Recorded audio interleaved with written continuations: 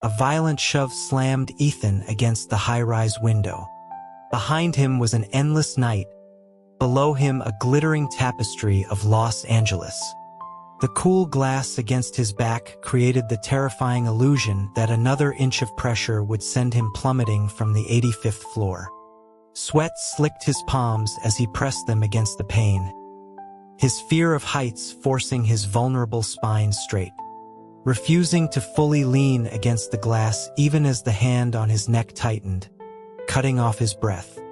The hand gripping his throat had an irregular red birthmark at the base of the thumb. The man's breath, a volatile mix of smoke and liquor, washed over Ethan as he spoke, his voice a low growl questioning if Ethan truly believed he was too precious to be broken. A wave of nausea and dizziness rolled through Ethan. He tried to swallow, a difficult movement that only caused the grip to tighten further, nails threatening to break the warm, delicate skin of his neck. The man taunted him, asking if he thought his little startup studio could protect him, adding with a cruel laugh that his boss was on his knees outside the door right now. Ethan's breathing grew ragged, a fine sheen of sweat beading on his forehead. His eyelashes fluttered, but his eyes remained open, like a butterfly refusing to fold its damaged wings. His gaze, as ever, was serene, the pressure eliciting not fear, but a deeper, colder disdain. This seemed to enrage the man opposite him.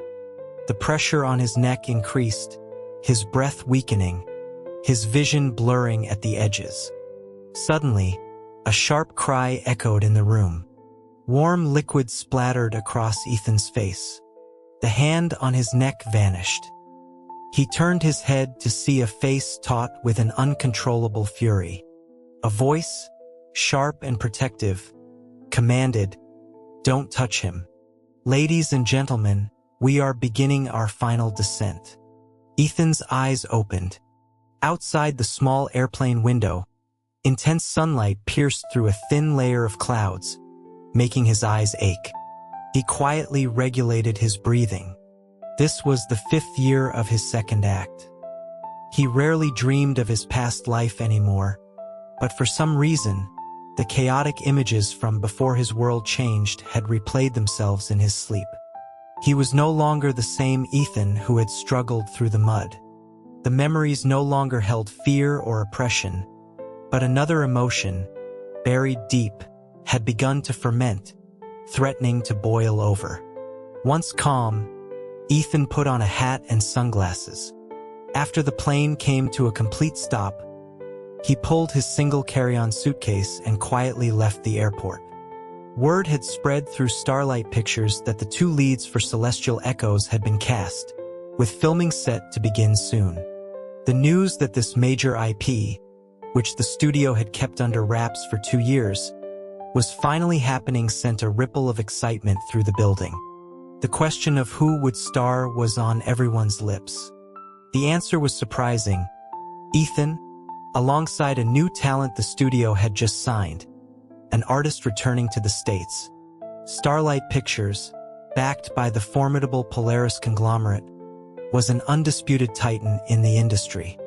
Its sprawling campus, located just a few miles from the downtown LA core, housed actors, singers, models, and its own roster of acclaimed directors and writers.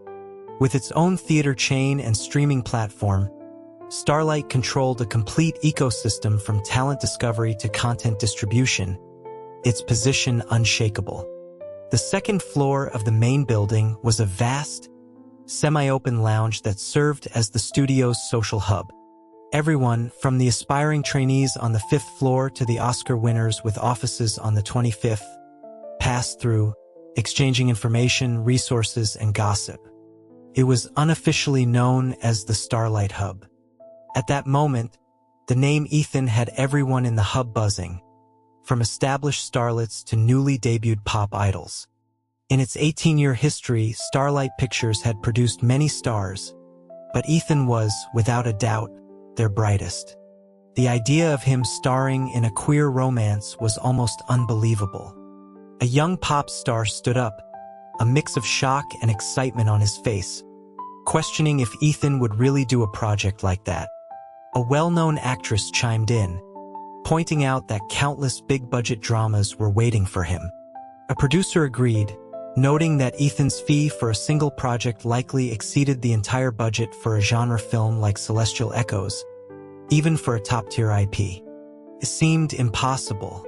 Starlight had acquired the rights to several queer romance novels in recent years.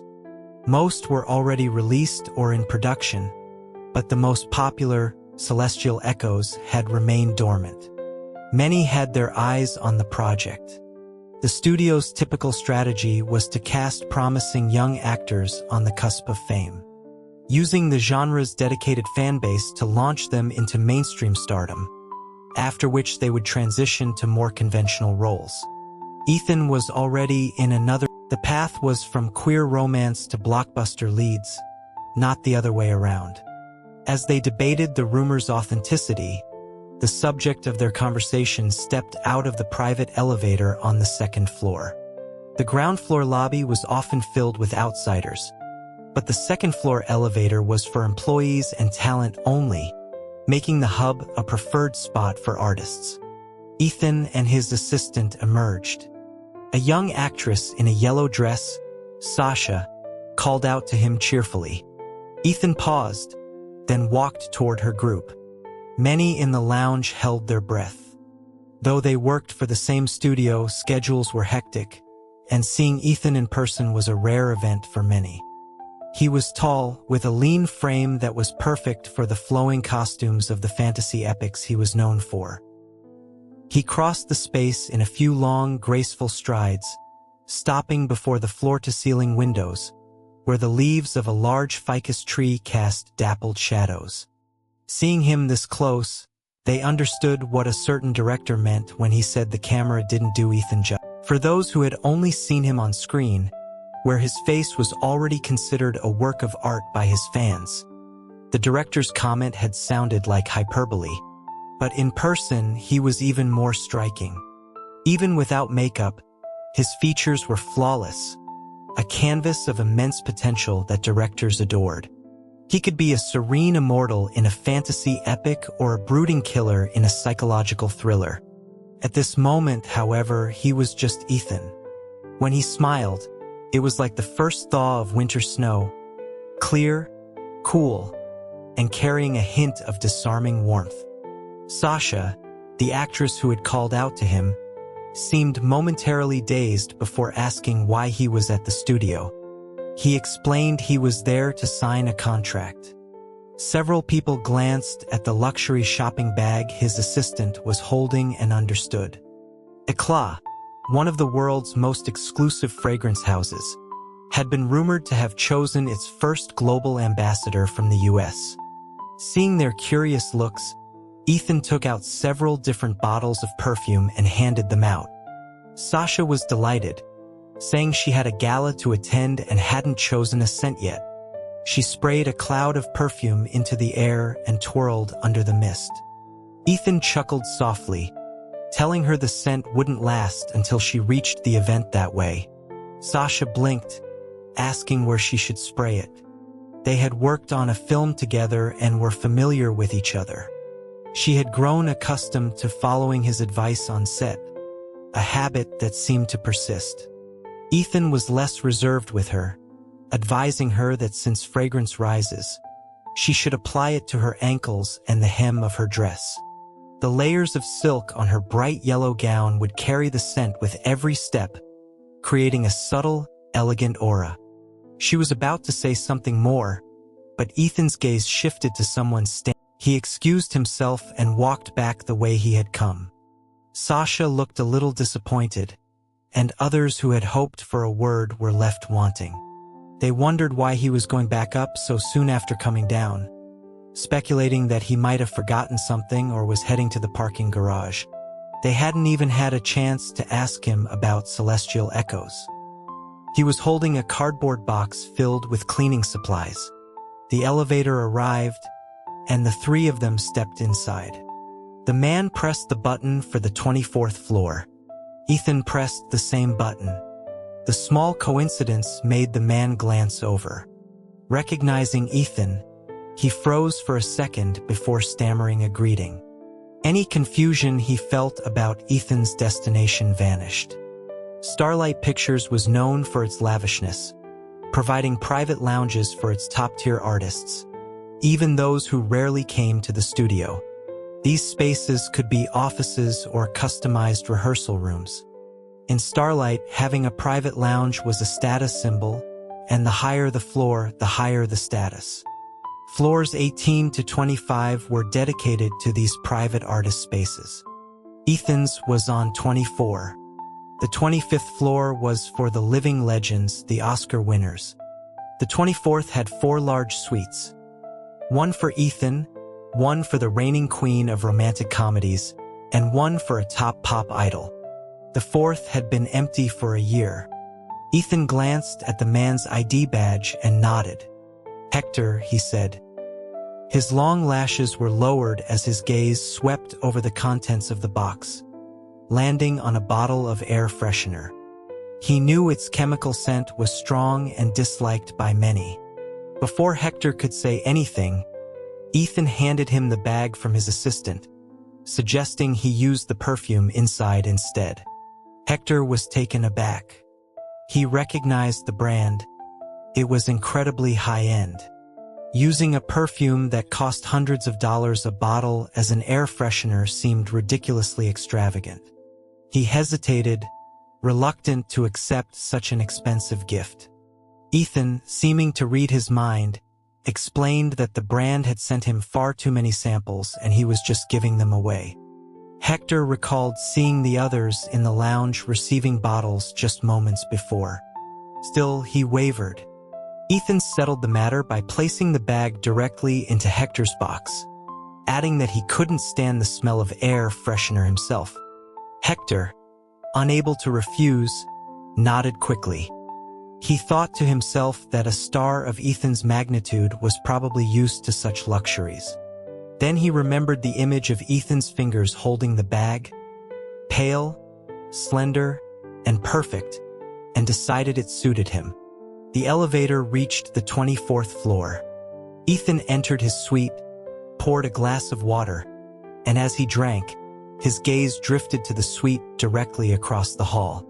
The studio had its own cleaning staff, so the room didn't need much work, just airing out after being unused for so long. He watched as Hector opened the windows and then sprayed the perfume to test the scent. Ethan set down his glass, picked up a random book, and headed back downstairs. Liam's expression was not friendly when he got into the car at the airport. His agent, who had come to pick him up personally, asked if he wanted to go home. Something in the question seemed to irritate him.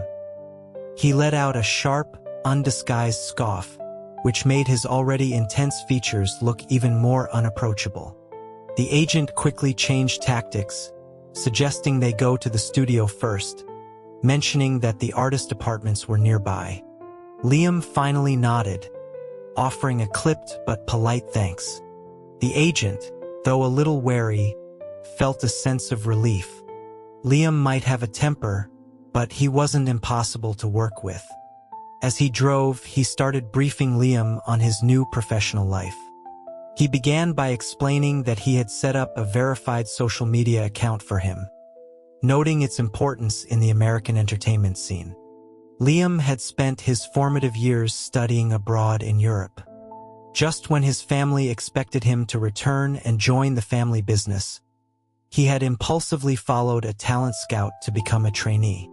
It was a notoriously difficult path, but his talent and looks were undeniable. He debuted after only 3 months in a massively popular boy band. Liam had an existing fan-run account, but this would be his own. He gave a non-committal hum, found the login information his agent had sent him, and signed in. He saw he had 190,000 followers and raised a playful eyebrow. After checking who he was following, he scrolled through the trending topics. One name was impossible to miss: Ethan. He was the subject of 5 separate trending tags, 3 related to his currently airing TV show, one for a new endorsement, and one for a set of airport photos. His agent, Marcus, continued from the front seat, informing him that his first project back in the States would be Celestial Echoes, and his co-star would be Ethan, currently the most popular actor in the country. Liam clicked on the airport photos. They were clearly candid, taken from a distance, the angle and focus imperfect. Even so, in a crowd of people, the eye was irresistibly drawn to him. He was pushing a luggage cart, wearing a loose, light blue linen shirt with the sleeves casually rolled to his elbows. The sliver of his jaw visible beneath the brim of his hat and his exposed forearms were startlingly pale. The comments were a flood of adoration, with fans lamenting how thin he looked and marveling at how he could look like a superstar even in a blurry photo. One comment from a casual observer questioned if his skin tone was real. Liam stared at the photo for a few seconds before navigating to Ethan's official profile. It read, Ethan, Starlight Pictures artist. 91 million followers. Liam switched back to his own profile and saw his follower count again. 190K. The number suddenly irked him. He scowled, asking Marcus if buying followers was really necessary, wondering if it would look embarrassing when no one commented. Marcus, realizing the extent of Liam's unfamiliarity with the domestic industry, reassured him that they were all professionally managed active accounts that would generate likes and comments. Liam then asked why the specific number of 190K. Marcus hesitated for a moment before telling him the truth. He explained that for queer romance projects in the States, it was standard practice for the two leads to engage in a showmance or shipping campaign during the promotional period. When the casting was officially announced, the marketing team would use screenshots of their follower counts as a receipt for fans to analyze later, a piece of manufactured destiny for the ship. Liam fell silent. Marcus worried he might be opposed to this kind of marketing. As they neared the studio, Liam finally spoke again, asking if Ethan's followers were also inflated by the company. Marcus answered truthfully that they weren't. He explained that Ethan's fans called themselves the Current because his first million followers were entirely organic. When he was 17, a photo of him at his university entrance audition went viral, starting on a campus forum and spreading across the internet. He gained 1 million fans on the strength of a single photo and a smile, and that organic fan base was the foundation of his career. Liam let out a low, ambiguous laugh as he stared at his phone. So, his initial follower count was determined by Ethan's. If Ethan's numbers had been manipulated too, it would have been one thing. But they weren't. Only he was the one being positioned. Liam was well aware of his own background. He came from a wealthy and influential family and was used to being the center of attention. This was the first time his orbit was being set by someone else's.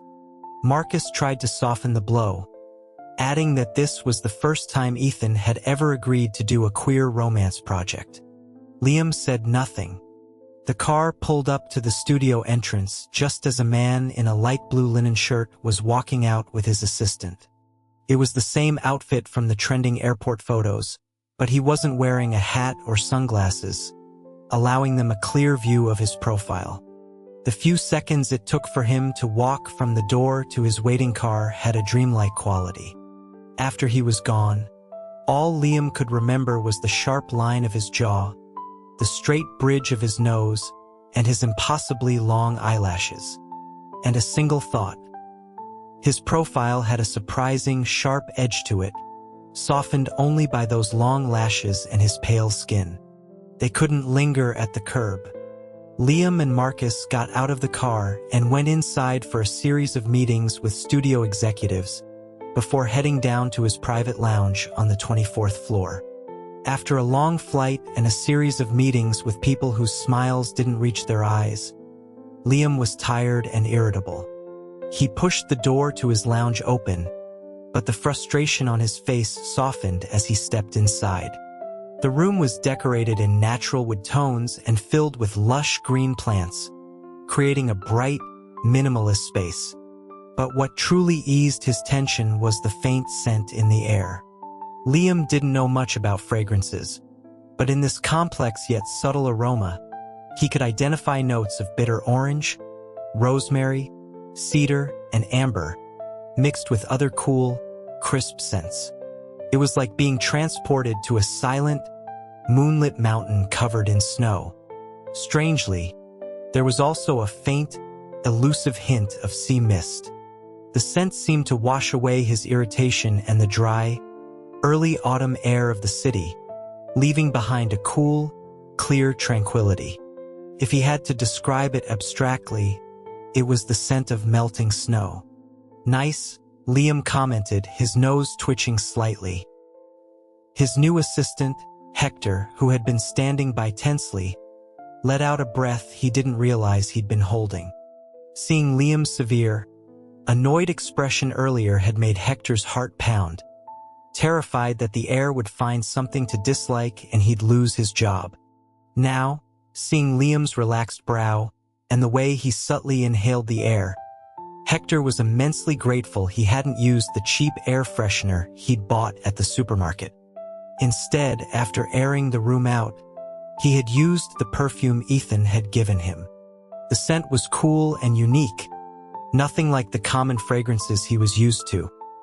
He immediately knew it was a far better choice, but unsure of Liam's sensitivity to smells, he had sprayed it sparingly and then aired the room out again, leaving only a faint trace. He made a mental note to replace all the diffusers in Liam's apartment and office with this scent. Ethan had given him 2 bottles. They would last a while.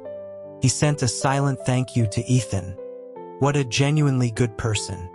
With that thought, Hector wanted to check the name of the perfume. While Liam and Marcus discussed the next day's schedule, he pulled the bottle out but couldn't find any specific information on it. Eclat perfumes were favored by celebrities and business magnates, and Hector recalled that each bottle usually had a name engraved on it. This one only had the brand's logo. He searched online and confirmed his memory. Perhaps the bottles given to ambassadors were different. Meanwhile, Ethan was in his own car. His agent was frowning deeply, complaining that the studio head forcing him to do a queer romance was outrageous. Ethan was staring into the rearview mirror, lost in thought. His assistant, a stoic young man he'd chosen himself, was busy on his phone, ignoring the agent. He was efficient and skilled in martial arts, but silent as a stone with everyone but Ethan. The agent sighed and continued, chiding Ethan for not refusing the project, arguing that with his current status, the studio would have reconsidered. The more he thought about it, the angrier he got. Ethan was his most successful, most prized artist. He would spend sleepless nights searching for the perfect script for him, and now he was being asked to do a genre film to boost a newcomer with no domestic foundation. Some guy named Liam, just a member of a foreign boy band, he scoffed. Ethan finally looked away from the mirror, his cool gaze meeting the agent's. He offered a faint smile. "Don't be naive," he said softly. "Do you really think a man who only cares about the bottom line would have me mentor an ordinary newcomer?" The agent was taken aback, unsure what he meant.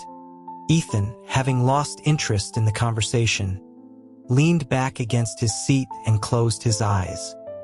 He had been up since 4:30 a.m. for his flight and hadn't rested.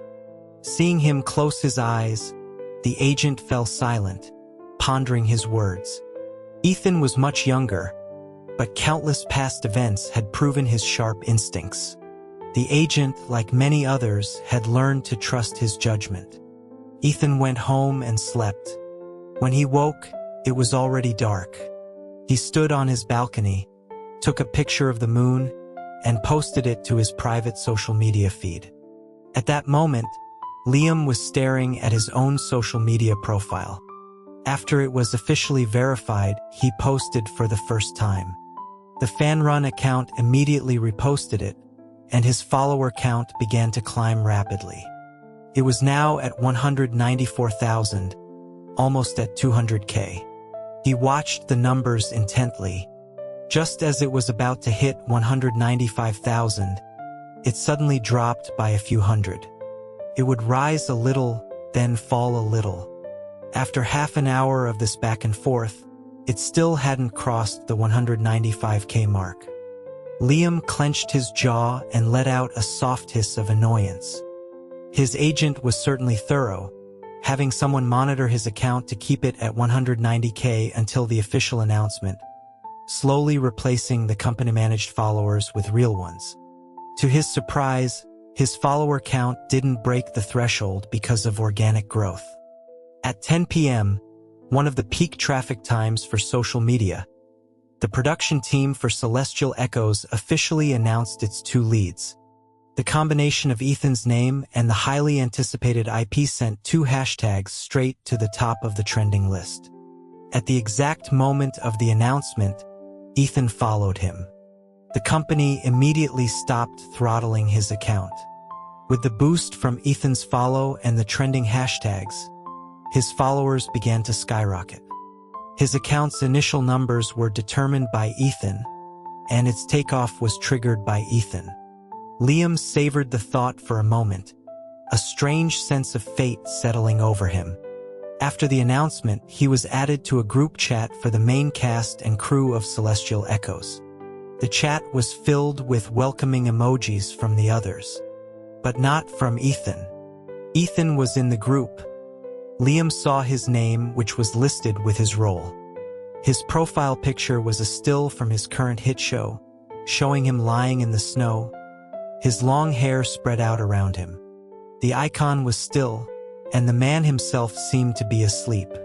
Liam checked the time. It was only just past 10. Did superstars go to bed this early? Just as he was about to greet the others in the group, a friend request popped up. It was from Ethan. Liam accepted, then waited for Ethan to say hello. 10 minutes passed. Nothing. Half an hour. Still nothing. He was as aloof as advertised. Liam took a shower and got into bed. Before sleeping, he checked his phone one last time out of frustration. Still no message. He looked at the friend request again. He'd been in a hurry before and hadn't noticed the message attached. Welcome to the group. To stop himself from checking again, he turned off his phone. After a long day of travel and meetings, exhaustion washed over him. In the same cool, tranquil scent from his studio lounge, Liam, for the first time in 6 years, fell into a peaceful sleep in the city where he grew up. The next afternoon, Marcus picked Liam up to take him back to the studio. Every year, Starlight hosted a welcome gala for the new artists who had joined the company. It was an event that nearly every artist attended if they were in town, as it was more than just a welcome party. With all of Starlight's stars, directors, writers, and executives in one place, it was a prime opportunity for networking. Naturally, everyone was dressed to the nines. Actresses in gorgeous gowns moved through the hall like beautiful butterflies. Liam wasn't exactly averse to such events, but he certainly didn't enjoy them. As people passed by him, a cloud of alcohol and competing perfumes filled the air. He frowned and was about to leave when he froze. Amidst the crowd, the glittering dresses, and the cloying scents, he caught a familiar, calming aroma. It was the same cool fragrance from his lounge and his bedroom, a scent that cut through the noise and created a private, quiet space just for him. In a world of countless perfumes, to encounter this rare scent again felt like a connection. Liam turned and saw a man in a dusty lavender shirt walking past him, heading towards a group of people who were waving at him. As he passed, the scent became more distinct. Liam got a clear look at his cool, serene eyes and perfectly defined eyelashes. It was Ethan. Perhaps noticing his stare, Ethan paused after reaching his friends and turned to look back at him. He raised his crystal glass in a silent toast across the room. Liam returned the gesture with his own glass. After a moment, Ethan turned back to his friends. Just as Liam was about to turn away as well, Ethan glanced back at him a second time. Liam caught the look. Ethan showed no embarrassment, simply giving him a polite nod. It was Liam who felt a little flustered by the second glance. Several people came up to talk to him, but he was distracted, his mind replaying the moment. A single look was normal, but a second look? That had to mean something. One doesn't look back for no reason. Losing interest in conversation, Liam finished his drink in one go, set the empty glass down, and went to sit on a sofa in a quieter corner. Ethan, who was talking to a director, happened to look over and see this. Even in a room full of handsome and tall male actors, Liam stood out, drawing the attention of many, mostly women, but some men too. He was tall, nearly 6'3", a gift from his tall father and his model mother. Years of dancing and training had sculpted a powerful physique that was evident even under his clothes. He had an assertive, almost defiant air about him that created its own magnetic field. When he tilted his head back to drink, the movement of his prominent Adam's apple added a touch of raw sensuality to his confident demeanor. Ethan took a sip of his own drink, pursed his lips, and then excused himself from the director. He walked towards the corner where Liam was sitting and took the seat on the opposite sofa. They were close enough that their knees were only a couple of feet apart. Ethan was wearing a loose, dusty lavender silk shirt. It was a color Liam had never seen worn like this. A mix of cool gray and pale purple that was both elegant and understated, making his skin look almost luminous. Liam was trying to think of something to say when Ethan moved. He tilted his head slightly, as if catching a scent, and leaned closer. "That scent on you," he began. As he moved nearer, Ethan's own fragrance became clearer. It was the same one Liam had first encountered in his lounge, the one that had helped him relax. The same calming scent that now filled his bedroom and accompanied him to sleep. Strangely, on Ethan, it didn't smell like a perfume he had sprayed on. It seemed to emanate from him, a natural part of his own chemistry. For a moment, Liam felt like an imposter, as if he had stolen Ethan's scent. His body tensed as Ethan leaned in, his lips pressed into a firm line. He rarely wore cologne and hadn't put any on for the party. This was precisely why he was nervous. He had been in his apartment all morning and wasn't sure if the scent from his room had clung to him. If he'd been wearing another fragrance, it might have been masked. But he was a blank canvas, easily marked. If even a trace of it was on him, Ethan, who was now close enough to his neck to notice, would surely smell it. Liam could feel the light, warm brush of Ethan's breath. The scent of melting snow was all around them, inescapable. He couldn't tell if it was all coming from Ethan, or if some of it was coming from him. In the middle of the crowded party, it felt as though they were in their own bubble, wrapped in the scent of thawing ice. Ethan only took a light sniff before pulling back. He hadn't touched him, but Liam was so tense he almost broke a sweat. Ethan's face was still close as he looked up, meeting his eyes. Liam, who had been about to relax, held his breath again. He had never seen an adult man with skin like this. It was so fine and pale that you couldn't see a single pore, even on his nose. As Ethan's eyes curved into a slight smile, a tiny red mole, almost invisible at the base of his thick lower lashes, was revealed, catching the light for a fleeting moment. He finished his earlier sentence. "It's beautiful." Liam agreed completely, but his own guilt made it impossible to say so. To say "you're right" at that moment would feel too intimate, too forward. Ethan's words were already ambiguous. He didn't know if Ethan had smelled the scent on him or not. Maintaining his posture, Ethan looked directly into his eyes and continued. It's a clean, cold feeling. It makes me think of the Sierra Nevadas under a full moon. The moonlight is silver and stark. The snow is untouched, covering a silent world. Ethan's gaze slowly shifted from Liam's left eye to his right. He had stopped using a voice actor for his roles in the last 2 years, and his diction was perfect. His voice was calm and steady, with a cool, quiet quality. Liam, guided by his voice and his words, pictured the scene of snow and moon.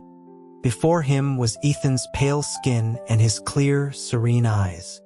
The image in his mind and the person in front of him merged. The moonlight and the snow seemed to have found a home in Ethan. And yet, Ethan's voice warmed slightly. There's a hint of something else, like water flowers, lotus and sea kelp, creating the feeling of an ocean mist. Why would there be the scent of the sea in a frozen world? Ethan's gaze slowly moved from Liam's right eye down to his lips. There must be a hidden source of heat somewhere, a powerful current flowing beneath the ice. Liam's throat felt dry. He parted his lips to speak. Ethan's gaze shifted back to Liam's left eye, and he leaned back into his own seat. The fragrant bubble popped, and they were back in the noisy, crowded ballroom. Liam realized he hadn't said a single word to Ethan yet.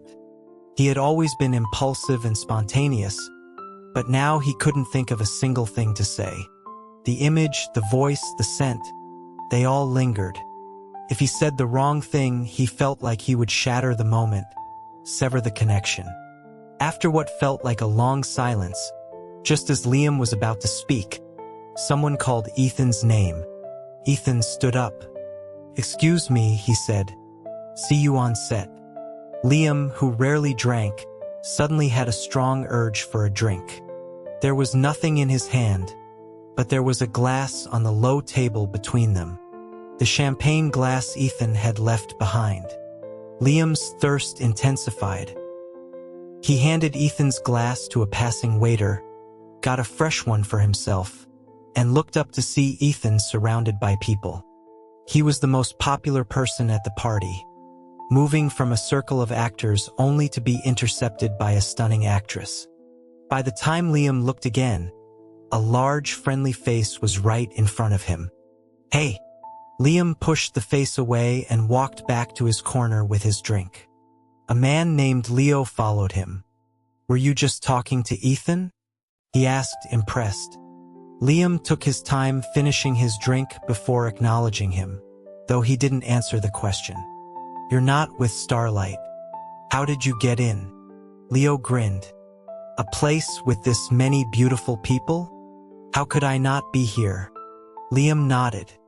"Fair enough." Leo was one of Liam's childhood friends.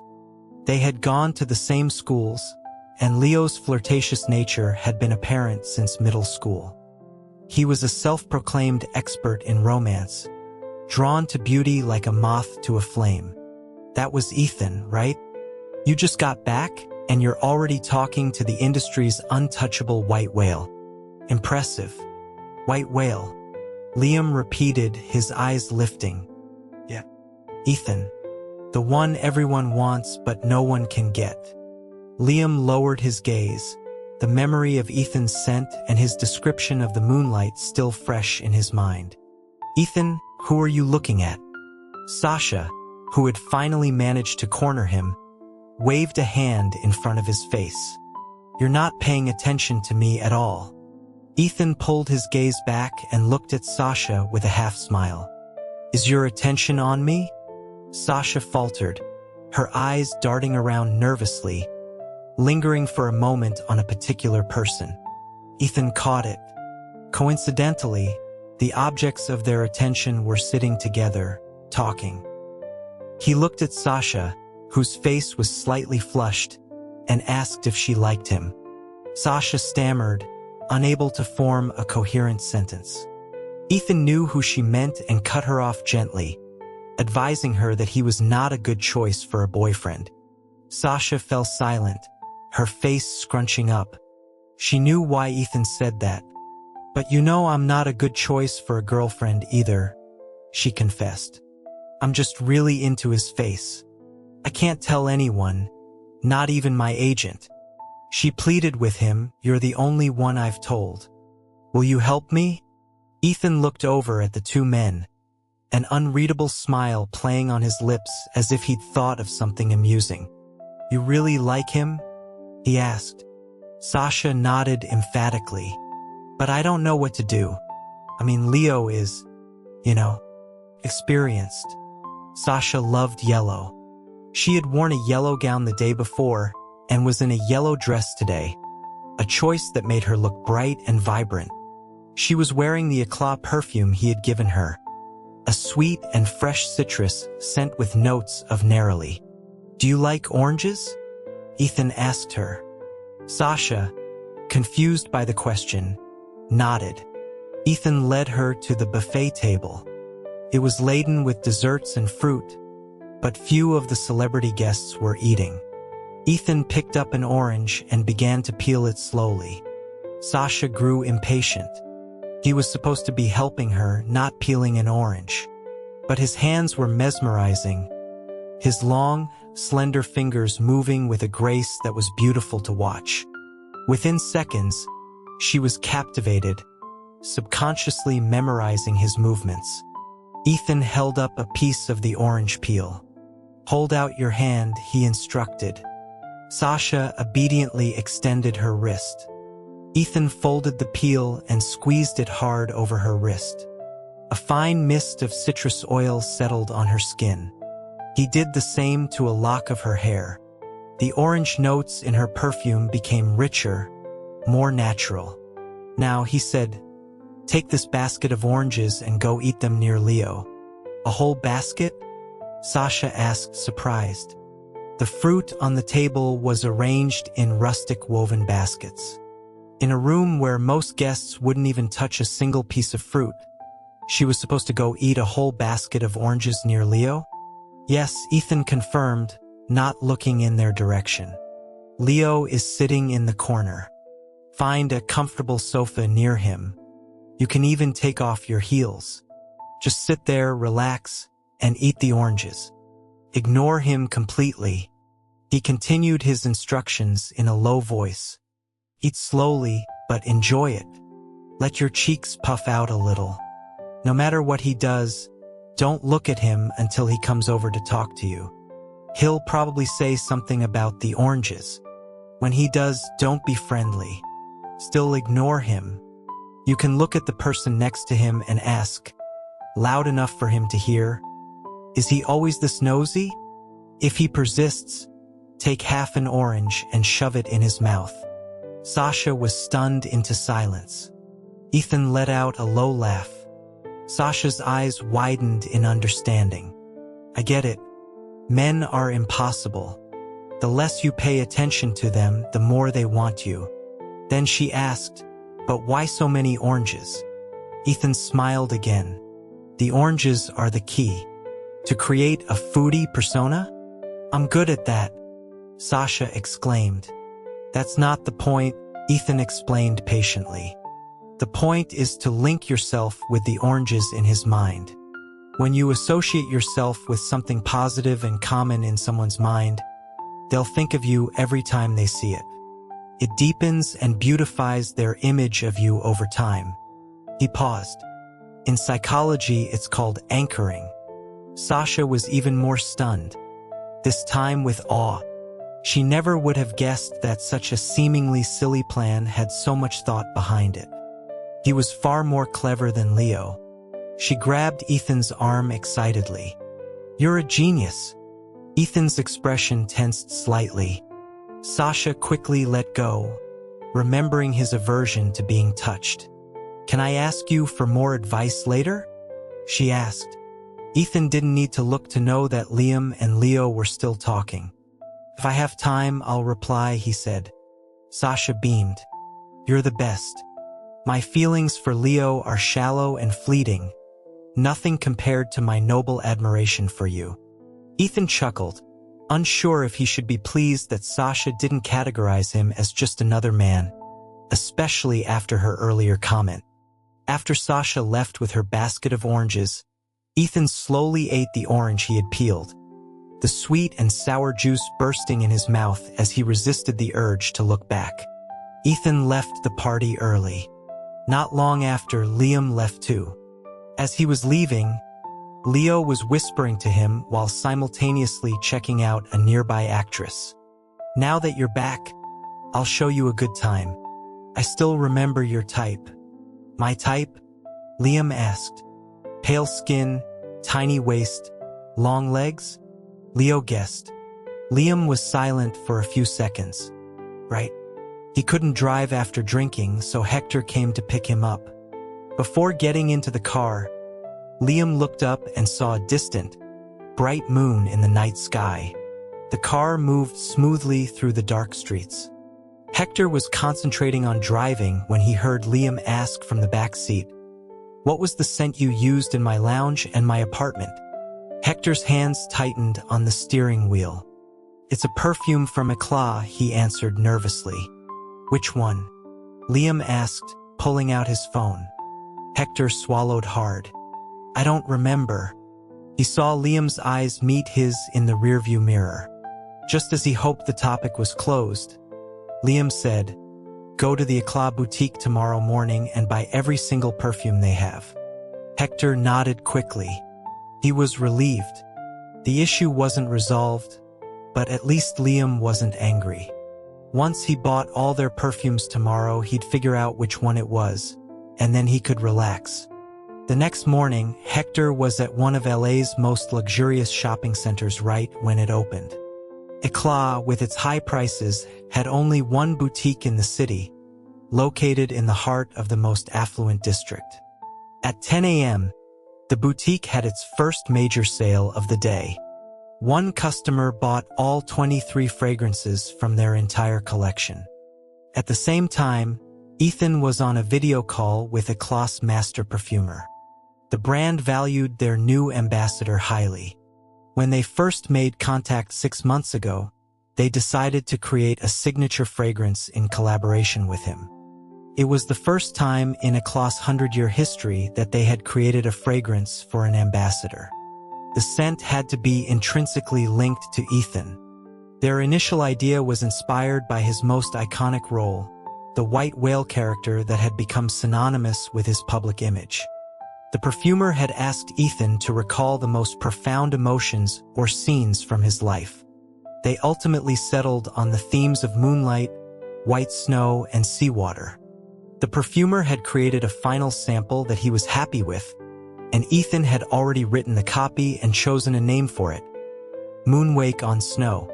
"What do you think, Ethan?" the perfumer asked. "I love this fragrance," Ethan said, "but from a sales perspective, I think its audience might be too niche." Seeing the perfumer considering his words, Ethan continued, "I've thought of a new concept called Dusk Escape. I have the scene and the general scent profile in mind. Would you be willing to try it?" The perfumer was more than willing. Creating new, sophisticated, and popular fragrances was his life's passion. They spent some time discussing the new idea. At the end of the call, Ethan added, "I truly love Moonwake on Snow. After it's discontinued, would it be possible for me to still have it?" The perfumer, delighted by Ethan's genuine affection for their joint creation, readily agreed. He considered Ethan a rare friend after their many deep conversations. Of course, Ethan can be your personal fragrance for life, for as long as you want it. At 11:30 a.m., Hector arrived at Liam's apartment with lunch and 2 large bags filled with Eclat perfumes. Liam, who had just returned to the country and didn't want to stay at his family home, was temporarily living in a company-owned penthouse. It might seem excessive for a newcomer with no projects to his name to have a private lounge on the 24th floor and a penthouse apartment, but Hector thought it was perfectly normal. The building was near the studio, in a quiet, private area. When Hector arrived, Liam was reviewing some documents his agent had sent him. He put down his phone when he saw the bags. "Sir, you can have your lunch." Should I test the scents on the terrace? Hector, whose father was the family's driver, was unsure how to address Liam, who was younger than him, so he defaulted to calling him Sir. Liam disliked strong fragrances and didn't want his apartment smelling like a department store. Fine, he said, taking his lunch to the dining table. Liam had finished his meal, but Hector still hadn't come back inside. Was it that hard to find one scent? Liam slid open the glass door to the terrace and was hit by an overwhelming cloud of perfume that nearly knocked him out. Hector sneezed, a perfume bottle in each hand, his nose red. The windless terrace was suffocating under the assault of 24 different fragrances. Half an hour later, Hector returned with a large electric fan he'd borrowed from the doorman. He aimed it at Liam. Liam would smell one scent, then move to the other side of the terrace to smell another, while Hector blasted the previous spot with the fan to clear the air. After another 30 minutes, they stood silently on the terrace. A breeze finally picked up. They went back inside. Only then did the two men notice the small paper testing strips the boutique had provided in the bags. Hector grew even more tense, wishing he could disappear. Eclat doesn't even make this scent. Are you sure it's Eclat? Liam asked, his smile a little dangerous. I think so, Hector stammered. Bring me the bottle, Liam ordered. He rarely used cologne himself, so he was not an expert. That's why he had accepted Hector's excuse of not remembering the name. But now, with all the bottles in front of him, each clearly labeled, Hector's story seemed flimsy. Hector retrieved a bottle from his own bag and handed it to Liam. Liam saw that it had no name on it. Is this a fake? No. Ethan gave it to me. Liam's senses sharpened, like a wolf detecting danger. Ethan? Hector took Liam's reaction as a personal accusation. An assistant accepting a valuable gift from another artist was indeed questionable. He might be the new face of Eclat, Hector explained quickly. The brand sent him a lot of perfumes, and he was giving them out at the studio. He gave me 2 bottles when he saw me. It wasn't entirely a lie. Liam's expression relaxed. Then this must be a new product that hasn't been released yet. Yes, Hector nodded eagerly. Give me both bottles, Liam commanded. Ethan had said he'd see him on set, and he was right. In the days between the party and the start of filming, they didn't see each other once. Their text chat remained empty. Though he hadn't seen him, Liam heard Ethan's name constantly, especially from his acting coach. The coach spoke of Ethan with the pride of a parent whose child had won a national scholarship. He recounted how, when Ethan was a freshman, the director of his first TV show had discovered him like a hidden treasure, proclaiming him a natural. Marcus had also told him about it. Ethan had started acting in his first year of university. His debut role was the second male lead in a major, big-budget adaptation, a part that was perfect for a newcomer. Everyone had assumed he was just a pretty face cast for his looks. The character in the novel was described as devastatingly beautiful, a fact that made him acceptable to both audiences and book fans. But Ethan had used both his face and his talent to become a star. The director, who had initially been skeptical, had offered Ethan the lead role in his next film before the first one had even finished shooting. Ethan had never struggled at the bottom. He had started at the top and built his own summit. After a week of intensive lessons, the acting coach wished him luck, confident that his first project would also be a success. Liam smiled but didn't leave the rehearsal room right away. He sat on the floor and pulled out his phone. The next day, he would be on set. The Celestial Echoes group chat was buzzing with excitement. Ethan was still silent. Liam found himself tapping on his quiet profile picture. Ethan didn't participate in group chats and rarely posted on his public feed. The most recent post was from a week ago, the night he arrived back in LA. It was a photo of the night sky with a bright, clear moon. The image of Ethan leaning in close at the party, his face pale and cool, flashed in Liam's mind. A week later, the cast of Celestial Echoes finally assembled. The film, for various reasons, had a budget comparable to a major blockbuster. The director was all smiles, greeting Liam warmly, seeming pleased with him. After a few words, he walked to the hotel entrance and stood there, looking expectantly down the road. Someone called out, "He's here." The director immediately straightened up, wiped his sweaty palms on his pants, and hurried outside. Many others on set did the same. A few moments later, Ethan arrived, surrounded by a crowd of directors, producers, and writers. Behind them, two young actors followed, their eyes shining with admiration. Seeing the director's beaming smile, Liam realized just how reserved he had been with him. Everyone surrounding Ethan was effusive, their expressions a mixture of excitement and a strange sort of apology, as if they felt he was making a sacrifice by being there. Hector was baffled. He had never seen anything like it. Compared to this, the reception for Liam had been downright cold. And the film had this much investment primarily because of Liam. Marcus, seeing their surprise, explained calmly, "In 6 years, Ethan has made 15 TV shows and 2 movies. Not a single one has failed. Each one has been more successful than the last. He's won every major domestic award for television." "He's done that much already?" Hector asked in disbelief. Marcus glanced at Liam, who was lost in his own thoughts, and added meaningfully, "A lot of people consider Ethan an artist. He has incredibly high standards for his own performance and for his co-stars. He demands perfection in every frame." Although Marcus and Ethan's agent were rivals, he had to admit he would love for his own artists to work with Ethan. Every actor who had played opposite him had become a star. Of course, in recent years, directors and investors had started to listen to Ethan's input, so he no longer worked with untalented co-stars. Except, perhaps, for the one standing right in front of him.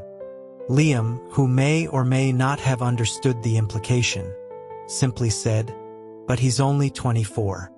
Marcus and Hector both paused. They had somehow forgotten Ethan's age. It wasn't just them. Ethan had played so many memorable roles, won so many awards, and reached the pinnacle of his profession that it felt like he had been in the industry for a very long time. Many called him a senior, addressing him with respect and admiration. They had forgotten that this senior was only 24, just 2 years out of university." As Marcus was contemplating this, Liam, with his intense and defiant expression, turned to him. "Do I smell like anything?" he asked. Before Marcus could get close, Liam pushed him away.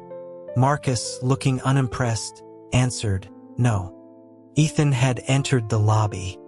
The director announced that they had booked the entire hotel for the cast and crew, so they could make themselves at home. They were to go to their rooms to rest for an hour, then meet at 3 for the script read-through. Ethan and Liam's rooms were both on the top floor. Marcus went to talk to the director, and the assistants had already taken the luggage to the rooms. As other actors gradually got off on their floors, the elevator was eventually left with just Ethan and Liam. The doors opened. Liam waited for Ethan to exit first. When Ethan didn't move for a few seconds, Liam started to step out, but Ethan moved at the same time. They brushed against each other at the doorway. It was a light touch, over before any warmth could be exchanged. Liam immediately stopped, waiting for Ethan to go first. He couldn't remember the last time he had waited for anyone, not even his own father. Everything he had seen and heard recently had cast Ethan in an artistic light. Even though he had just pointed out that Ethan was only 24, his actions told a different story. As Ethan passed him, he said quietly, "You always smell so good. That puts my mind at ease for filming." Good? Liam asked. He had showered and changed into fresh clothes before coming. He wasn't wearing any cologne. Even his agent said he didn't smell like anything. How could he smell good? It was the first time Liam had spoken directly to Ethan. His voice, naturally low and slightly husky, filled the small space. Ethan turned to look at him, his face very close. So close that Liam thought he could smell that scent on him again, making his body tense. Ethan just gave a soft Smelled good, he confirmed. Ethan knew that Liam had a group of rich, wild friends, many of whom, like Leo, were regulars at clubs, drinking and smoking. Liam was an exception. He didn't smoke and only drank at social functions. While his friends were exploring their physical desires, he was focused on his workout regimen. He had a clean, sun-like scent. Liam's throat felt tight. He was still thinking about it when he got to his room. He didn't have any external scent on him, yet Ethan said he smelled good. And what did Ethan mean by his second comment? That because he smelled good, he was relieved about filming? Why? He picked up the script and flipped through it. His eyes landed on a particularly intimate scene. Ethan was a dedicated actor, completely devoted to his craft. When he said something like that with his cool, serene expression, it surely had no other meaning. And yet, Liam felt his own temperature rise. Something was wrong with him. Ethan was the first to arrive at the conference room for the script read-through. When Liam arrived, he was talking to the director. The room was large, with 2 long tables set up. The director sat at the head of one, with Ethan and Liam on either side of him. Liam looked like he had just showered, his hair still slightly damp. Ethan's gaze flickered from his hair down to his script. He seemed to think of something, and the corners of his mouth turned up in a barely perceptible smile. The first read-through was an informal way for the actors to get to know each other and the script. The directors wanted to get a feel for the actors' dynamics. Liam, unprompted, spoke up. "This will be challenging," he admitted. "As a straight man, I've never even read a queer romance novel, let alone acted in one." The room fell silent for a few seconds. The director leaned back in his leather chair. At the other table, the writers and assistant directors started typing furiously on their laptops or scribbling in notebooks. Ethan, who had been looking at his script, had a page held between his index and middle fingers. He had a habit of turning pages with his middle finger, letting the paper rest between 2 fingers for easy reference.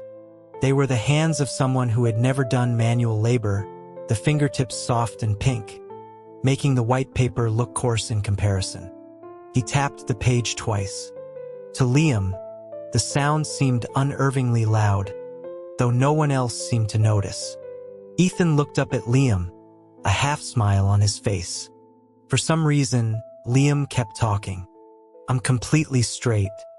Will that be a problem for the production?" The director didn't know what to say. Of course, not all actors in queer romances were gay, but many maintained a straight public persona. It wasn't a huge problem, but he had never had an actor declare it so openly in front of the entire crew. "It won't be a problem," Ethan said.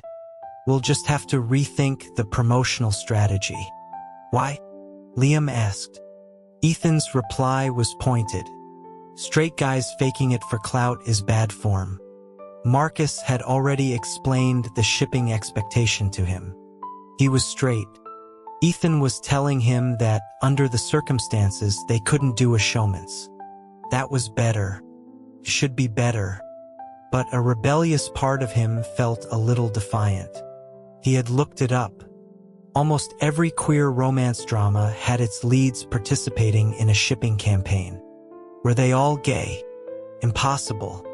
He hadn't realized Ethan's standards were so high, not just for acting but for ethics as well. An artist through and through. Liam opened his mouth, but said nothing. Sensing the tension, the director stepped in to smooth things over. He had directed queer romances before and was experienced in working with straight actors. "I got the script a year ago," he said, "and from the very beginning, the only person I could picture as Zhu Yeshi was Ethan. I dreamed he would say yes." "Why?" Ethan asked. The director wasn't going to state the obvious reasons like his talent or his popularity. "Doesn't Zhu Yeshi have a lot of scenes where he's disguised as a woman?" he said. "I couldn't imagine any man being convincing as the most beautiful woman in the land, unless it was Ethan." Zhu Yeshi was Ethan's character, a departure from his usual ethereal roles. He was a sadistic villain who despised the hypocrisy of the righteous and delighted in exposing their dark secrets. To do this, he often took on the guise of the realm's most beautiful woman, sowing chaos among the noble sex. When the casting was announced, the internet had exploded with discussion about how this would be an even greater challenge for him than his role as a killer in the thriller. An assistant director chimed in, "Exactly. We can shoot the cross-dressing scenes first. It would be a way to ease the straight man into it." They all turned to their scripts and began to discuss the scenes.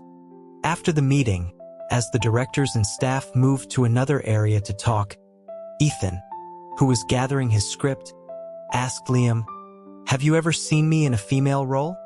He paused. "What did you think?" Liam was taken aback. He had watched Ethan's work to prepare, but he hadn't seen any cross-dressing scenes. Had Ethan really played a woman before? "No," he answered honestly. Ethan made a soft sound of consideration, his long eyebrows knitting together in serious thought. "Then can you imagine it? Would you be able to accept it? Imagine it?" Ethan was handsome, but in a distinctly masculine way. Yet, with his fair skin, beautiful eyes, and slender, tall frame.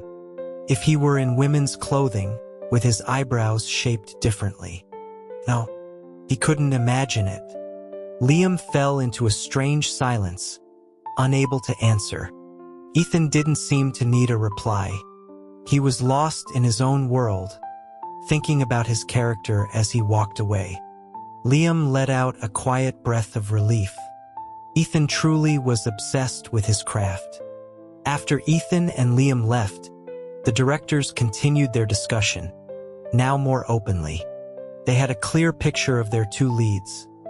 They were strangers, one had never done this genre before, and the other had loudly proclaimed his heterosexuality. The assistant director repeated his suggestion. "Ethan can handle any scene. We can start with the female disguise scenes to let Liam ease into it." The others agreed. But the main director, stroking his chin, had another idea. "We could start with the bed scene." The room was silent for a moment. Then, after some thought, they agreed it might be a good idea. They had worked together before and knew what the director meant.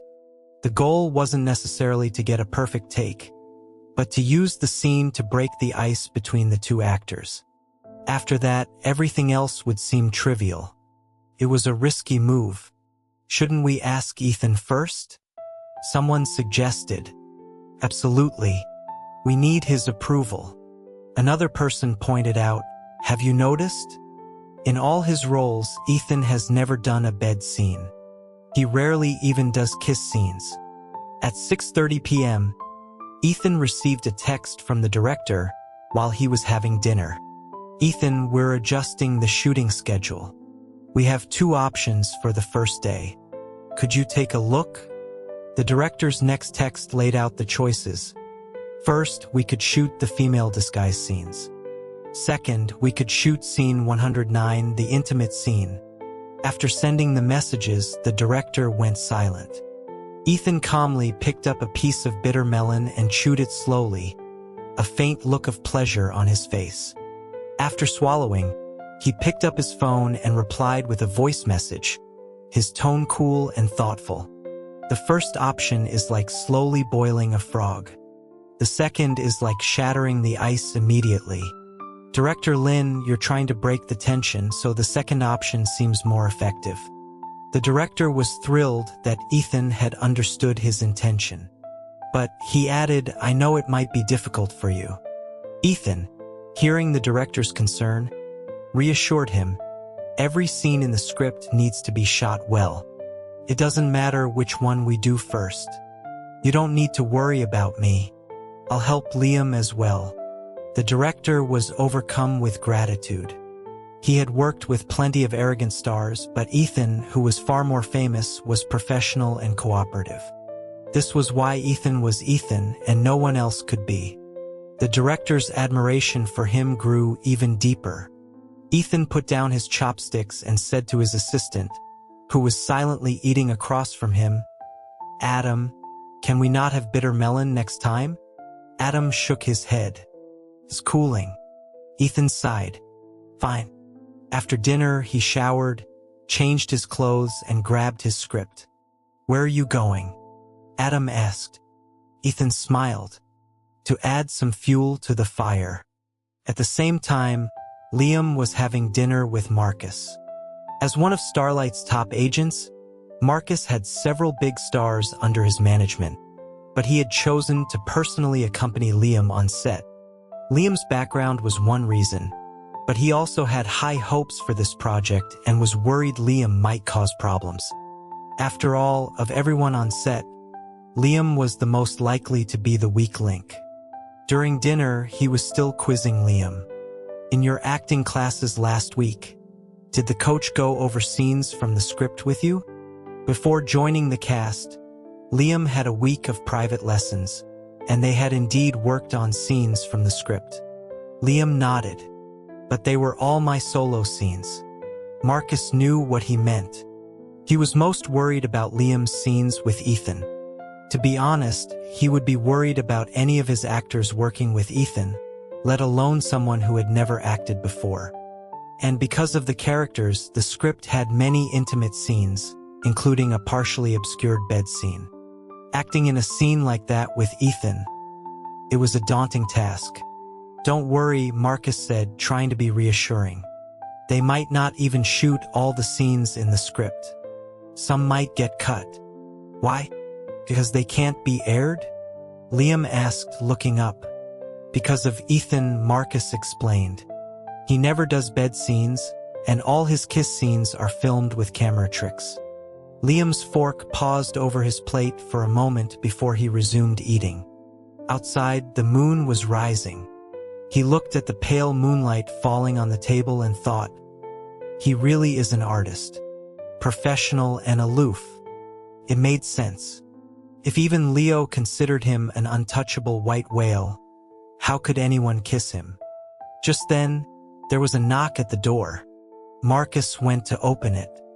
Liam saw Ethan standing in the hallway, wearing glasses, his shirt buttoned up to the collar. He was holding a script, his expression neutral, his voice crisp. "Director Lin said we're shooting the bed scene tomorrow. Since it's a first for both of us, I thought we should rehearse." Marcus had a brief moment of existential crisis, his understanding of Ethan's professionalism reaching a new level. Then he quickly grabbed his jacket and food and left. Liam watched him go, feeling a strange urge to call him back. Ethan nodded at Marcus as he left and then walked in with his script. "I hope this isn't too forward," he said. "When I have a difficult scene, I always rehearse it repeatedly with my scene partner." "It's not," Liam said. He was just a little nervous, though he couldn't pinpoint why. "Good." The hotel suite was nice, but it didn't have a separate dining room. Liam and Marcus had moved the living room table in front of the floor-to-ceiling window to eat with a view of the city. Marcus had taken his own dishes with him, leaving half the table clear. Ethan sat down there, spreading his script and notes out on the table, waiting for Liam to finish eating. Liam had a small piece of steak left. As he ate, his eyes drifted over to Ethan's script and notes, and he almost choked. Ethan was incredibly thorough. His script was covered in highlights and notes in different colored pens. The margins were filled with comments written in a neat, elegant script that was as refined as he was. But the content of the notes was something else entirely. For this particular scene, he had used green and yellow highlighters. Green seemed to be for details to pay attention to, while yellow was clearly for physical actions, specifically points of contact. Hair, behind the ear, inner wrist, Adam's apple, collarbone. All were marked in bright yellow. His dedication went beyond simple highlighting. He had done extensive research like a top student preparing for a final exam. For example, for one action where he was supposed to press firmly on the inside of Liam's wrist, he had drawn a question mark. Then, on a separate piece of paper, he had written down his findings. The inner wrist is a point of arousal, second only to the neck. There were many such notes. Liam finished his meal without tasting it, only realizing he was done when Ethan looked up at him. Ethan was bathed in the cool, hazy moonlight. He pushed his silver-framed glasses up his nose with the end of his pen and said, in the same tone a classmate might use to suggest trying a new way to solve a math problem, "Shall we try?" Liam stood up with his plate. "Let me just clean this up." He went to the bathroom to wash the plate, as there was no kitchen. After washing it with hand soap, he placed it on the counter. "I'm just going to wash my hands again," he said. "They're greasy." Ethan, engrossed in his script, just nodded without looking up. Liam washed his hands, then brushed his teeth, and then, on impulse, took a quick shower. By the time he came out, half an hour had passed. Ethan looked up at his damp hair and said mildly, "A shower wasn't necessary." He quickly added, "I didn't mean it like that." "Like what?" Liam asked, his face a mask of indifference. "It was a mistake. Showering at this moment could easily be misinterpreted." "What do you mean?" Ethan asked, looking up from his script. "Nothing," Liam said, sitting down stiffly. He had undergone extensive training as a trainee, and his expression management was excellent. Ethan thought to himself that the training was certainly effective. He smiled. "You've showered a lot today. It's not good for your skin, you know." Liam had showered that morning, again before the script read-through, and now a third time. Thankfully, Ethan didn't ask why.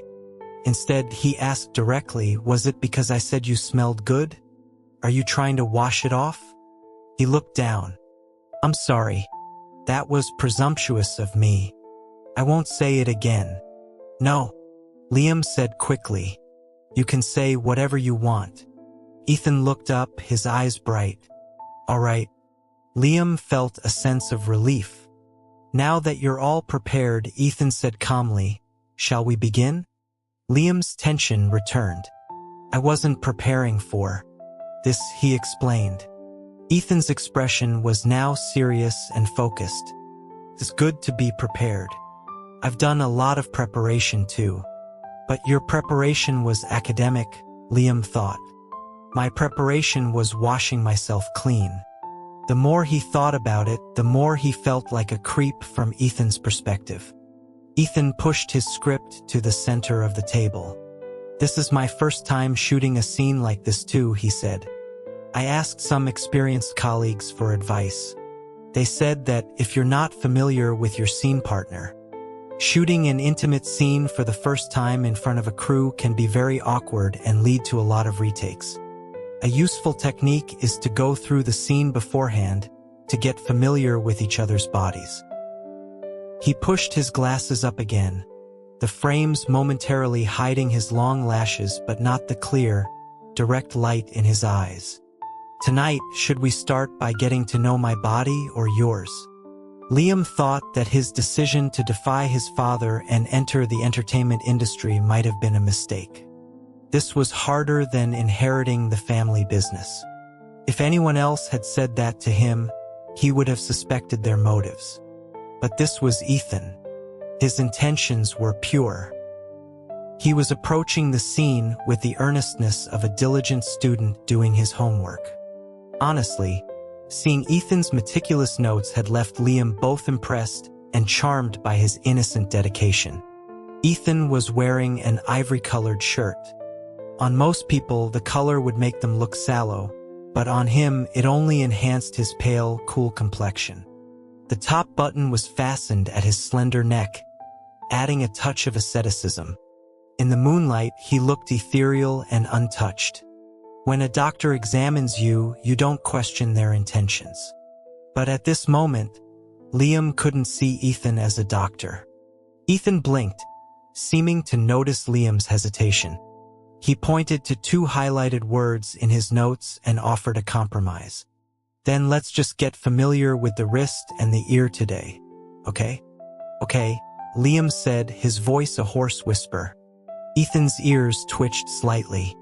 He reached into his pocket, pulled out a packet of disposable gloves, and started to put them on. Liam stared at him for a second. What's this for? I saw your hesitation, Ethan explained. You're always showering not to wash off a scent, but perhaps because you have mysophobia? Would this make you more comfortable? Liam did have a mild case of mysophobia, but that wasn't the issue here. He suddenly felt ridiculous, like a prim Victorian lady making a fuss over a simple touch. He reached out and put his hand over Ethan's. You don't need those. Are you sure? Ethan asked, looking up at him. I'm sure, Liam said, feeling even more foolish. You can touch me wherever you want. First say whatever you want, and now touch me wherever you want. Ethan was very pleased. In his previous life, he had first truly met Liam when they were both 28. Liam was the CEO of the Polaris conglomerate, and Ethan was a struggling actor at a small agency. Liam, sitting in his top-floor office with a view of the city, had spread out a dozen contracts on his desk. Films, TV shows, reality shows, and with a cool, detached voice had told him, choose whatever you want.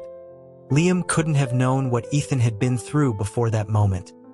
A year of being blacklisted, trapped in a small, dark room, reciting lines to himself until he nearly went mad.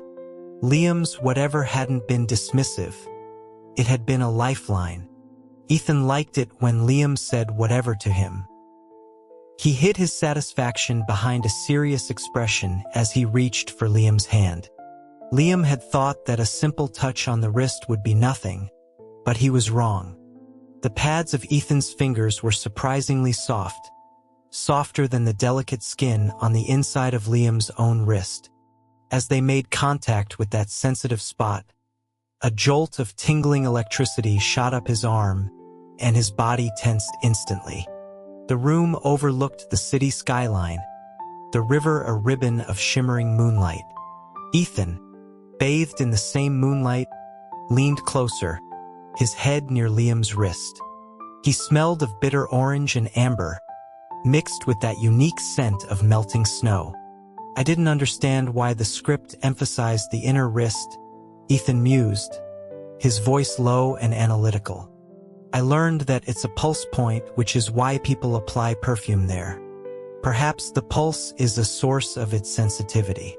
The room was soundproof, and the only sound Liam could hear was Ethan's calm, cool voice. His senses, focused on that single point of contact, became heightened. Just then, Ethan's fingers pressed down, then slid, his whole hand moving to cup Liam's wrist. A wave of goosebumps erupted on Liam's arm, and he instinctively tried to pull away. But Ethan's grip was surprisingly strong. His 5 fingers wrapped firmly around Liam's wrist, his palm pressing against the sensitive skin inside. Liam's throat tightened, his breathing uneven. It's not just the pulse, Ethan continued, his thumb pressing down on a specific point, intensifying the tingling sensation. It's also the nerves and pressure points, like this one, the spirit gate point. Spirit gate, pathway to the soul. Liam's heart lurched. He couldn't take it anymore.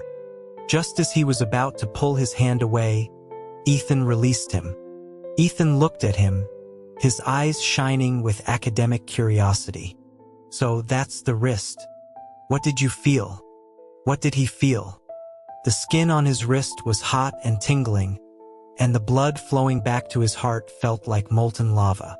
Before Liam could answer, Ethan's phone rang. It was his assistant. The voice on the speaker was clear in the quiet room. "It's time for bed. Come back." Ethan stood up to leave. Liam walked him to the door. Ethan glanced at Liam's flushed ears and dazed expression and smiled faintly. He hadn't expected Liam to be so innocent. "We were supposed to do the wrist and the ear tonight," Ethan said. "I got to know your wrist and you were supposed to get to know my ear. I guess time flew by." Liam came back to his senses, his gaze carefully avoiding Ethan's ears. Ethan's room was right next to his. Liam watched him go inside. Just as he was about to close his own door, Ethan reappeared. "My ear has a secret," he said. "Do you want to know what it is?" Liam didn't find out the secret that night. As he splashed cold water on his face in the bathroom, he was still wondering what it could be. He saw the faint red marks on his wrist. His skin wasn't usually so sensitive. Ethan must have used a lot of force. The spot was still warm, and his heart was still racing. He pressed his fingers against his pulse point, then moved them to the spirit gate. The sensation of Ethan's hand on his wrist lingered. Something was definitely wrong with him. He grabbed a towel, dried his face, and called Leo. "Finally ready for me to introduce you to a beautiful woman?" Leo teased. "Can a straight man be aroused by another man's touch?" Liam asked, getting straight to the point. "Depends," Leo said. "A pat on the back?" "Nothing. Anything more intimate would be disgusting." Liam was silent for a moment, then tried again. "What if the man is exceptionally good-looking? Like Ethan?" Leo let out a huge sigh of relief, completely ignoring the like. "Oh, it's Ethan? Never mind then. I heard from a gossip queen in the industry that on average, one straight actor per project questions his sexuality after working with him. He's the industry's white whale for a reason. You can't just treat him like a regular guy. You're playing a couple, so there's bound to be some physical contact. With a face like that, it's a normal reaction. Don't overthink it." After a long pause, he realized Liam hadn't said anything. "Okay," Liam finally said, his voice back to normal. "So you two had an intimate scene?" Leo asked, his voice full of glee. "What was it like?" "No, don't be ridiculous," Liam snapped, his voice sharp with annoyance. Leo scoffed, not believing him for a second. In his mind, it would take a passionate kiss at the very least to get a reaction out of a straight man like Liam. "Don't pretend," he said, sending Liam a link. "Do you know how many people are jealous of you right now?" The link was to a popular gossip account with millions of followers. It was known for its risque polls. Who is your sexual fantasy? Which star do you most want to top? Whose fingers do you most want to lick? Ethan was the winner of several of these polls. The comment section was a war zone, with fans of the original book both excited and furious, most of their anger directed at Liam. "Who is this garbage?" One comment read. Liam's brow furrowed in disgust. He reported the account for harassment. Leo, on the other end of the line, was now unsure if Liam was genuinely prudish or just pretending. On the one hand, given his background and his looks, it seemed unlikely. On the other hand, he remembered that Liam had never even held a girl's hand before he went abroad. "Don't worry," Leo said, trying to stick to the original topic. "You're definitely straight. I guarantee it on my 10 years of experience." He recalled a time in high school when a boy had confessed his feelings to Liam. Liam, the tough guy of the school, had been so freaked out he went to a teacher. If Liam was gay, Leo would streak through Hollywood. After hanging up, Leo went back to texting Sasha. He was trying to find some common ground to deepen their connection. "My friend Liam is filming with Ethan," he wrote. "I remember you worked with him too.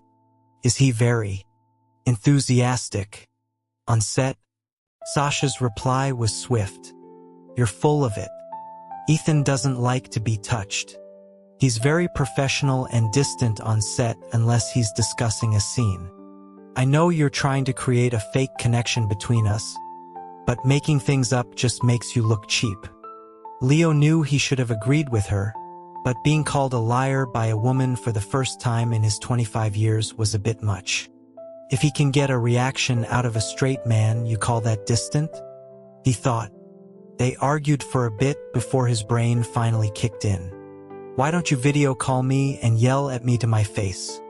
he suggested. She promptly hung up on him. 5 minutes later, she sent him a video call request. Leo gritted his teeth. After the call, Sasha excitedly reported her progress to Ethan via text.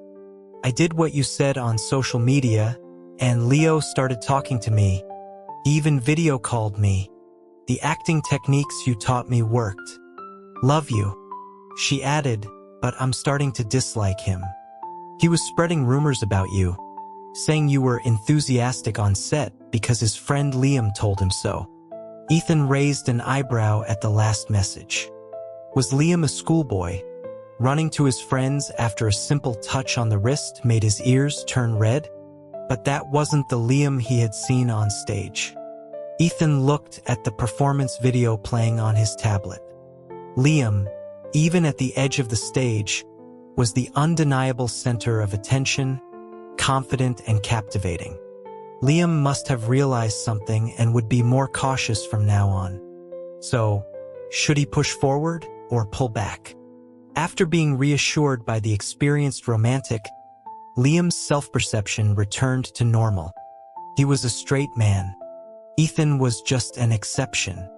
He would be careful on set, and once filming was over, everything would be fine. The schedule for the day was another script read-through in the morning, followed by a rehearsal for an indoor scene in the afternoon. The director had told him last night it was the intimate scene. Liam woke up early and went to the conference room with his script. Only a few crew members were there, eating breakfast and chatting. "Can you believe Ethan is doing an intimate scene?" one said. "What did Liam do to deserve this?" Another lamented. "I feel like my white whale is about to be tainted. Good thing they canceled it for today." Canceled? He had prepared all night. When the director arrived, he confirmed it. They had decided late last night that the scene was too difficult to start with. They would postpone it. Liam sat in his chair and gave a non-committal Ethan arrived shortly after and sat across from him. He was quiet and reserved today, barely speaking to anyone, including Liam. He just focused on his script, making notes with his pen, occasionally tapping the end of it against his ear when he was deep in thought. Liam's gaze was drawn to his ear. What was the secret he had mentioned last night? Just then, Ethan looked up, catching Liam's hasty glance away. A look of understanding crossed his face. He mouthed 4 words to Liam, his lips forming the shapes slowly and clearly so he would understand. Get out. It took Liam a few seconds to understand what he meant. He remained outwardly calm, but his jaw tightened almost imperceptibly. Ethan lowered his head, a small smile touching his lips as he circled a line of dialogue in his script, already imagining how he would deliver it to Liam. To help the cast bond, lunch was a group affair in the hotel restaurant. After the read-through, everyone headed up. Liam, like several other actors, went to the restroom first. The one on their floor was crowded, so he went to the one on the restaurant level. A waiter directed him to a smaller, less used restroom down a side corridor. When he walked in, someone was already there. Ethan was at the sink washing his hands. After the silent exchange in the conference room, running into Ethan here felt loaded. Ethan seemed to read his mind. "Come on, he said, and with a swift movement, he reached past Liam's waist and locked the door with a decisive click. "You don't have to do that," Liam said, his voice tight. "You were staring at my ear all through the meeting. Weren't you reminding me?" Ethan asked. "I touched your wrist, you look at my ear. It's only fair. Otherwise," his voice dropped to a conspiratorial whisper, "it's like I took advantage of you. If people found out, who knows what they would say." Liam felt a mixture of guilt and curiosity. The hotel was nice, and even in the enclosed space of the restroom, there was no unpleasant smell. In fact, the small room was filled with that now familiar fragrance, the one he had liked since his return. He realized Ethan's hand was still on the lock, his body pressed close, almost against his. Liam's body tensed again. He fought the urge to inhale the scent of Ethan's hair and to step back. Thankfully, Ethan moved away after a moment, but his hand caught the fabric of Liam's shirt. Liam froze on high alert. Ethan looked up at him, a hint of amusement in his eyes. "Are you nervous?" he asked. "No," Liam replied immediately, his voice husky. Ethan nodded, tugging at his shirt. "Move." Liam stepped aside. Ethan tested the door, making sure it was locked. His caution made Liam nervous, turning a simple moment into something clandestine. He stood there, unsure what to do. Ethan stood in front of the mirror, his back to him. "Go ahead," he said. Liam didn't need to step forward. He was already close enough. He saw the back of Ethan's neck. It wasn't a particularly private part of the body, but on Ethan, it was as flawless as his face, pale, slender, with delicate, almost translucent skin where you could see the faint blue of his veins. A fine layer of soft hair grew at his hairline. It was a long, graceful neck, like a swan's. Then he looked at his destination, Ethan's ear. The hair around it was a little long, partially obscuring it. At first glance, Liam couldn't see the secret Ethan had mentioned. "Move the hair," Ethan said, his voice quiet. The command, though soft, pricked at Liam's rebellious streak. Why should he be the one to do it? He glanced at Ethan's hands. One was braced against the mirror for support. He had been washing them, and they were still wet, water dripping down his slender wrist and onto his arm, disappearing into his sleeve. Liam's throat felt dry. He held his breath and carefully brushed the hair away from Ethan's ear. Ethan seemed calm, but the slight rise and fall of his back betrayed a shallow, nervous breath. The realization made Liam's touch even gentler. Ethan's hair was soft and silky. He paused for a second after touching it before pulling it back to reveal the full shape of his ear. It was perfectly formed, the skin as pale as his face with a pinkish hue. In the small hollow where the earlobe met his neck, Liam finally saw it. A tiny, heart-shaped red birthmark was hidden there. Liam's pupils dilated. It felt like he had discovered a hidden heart in a secret place. "Is anyone in there?" A knock on the door, followed by the sound of someone trying the handle. If they were discovered, locked in a bathroom together, it would be a massive scandal. Ethan seemed to startle, his eyes widening as he turned to look at Liam. When his eyes were wide like that, the tiny red mole at the base of his lower lashes was visible again, looking like a single, glistening red teardrop.